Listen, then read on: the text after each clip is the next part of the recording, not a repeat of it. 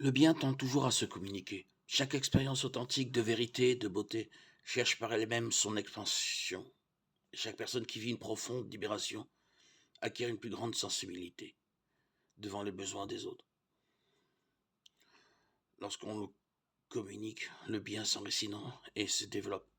C'est pourquoi celui qui désire vivre avec dignité et plénitude n'a pas d'autre voie que de reconnaître l'autre et chercher son bien.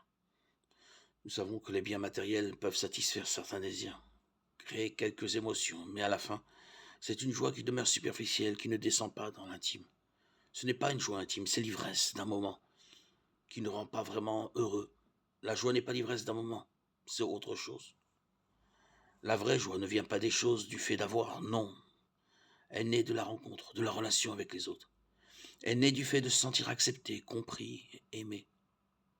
Du fait d'accepter, de comprendre et d'aimer, est-ce non pas en raison de l'intérêt d'un moment, mais parce que l'autre, homme, femme, est une personne. La joie naît de la gratuité d'une rencontre. C'est s'entendre dire tu es important pour moi. Pas nécessairement avec des paroles. En nous appelant, Dieu nous dit tu es important pour moi, je t'aime, je compte sur toi. Et Jésus dit cela à chacun de nous. Nous sommes tous appelés à le suivre. Et c'est de là que naît la joie. La joie du moment où Jésus me regarde.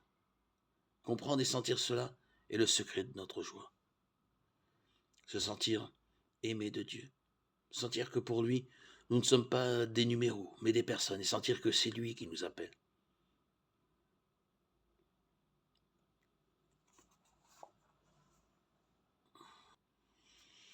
Nous avons dit oui à cet appel. Oui à Dieu. À cet appel d'amour. Je sens quelque chose à l'intérieur qui me trouble. Et je réponds oui. Oui à Dieu.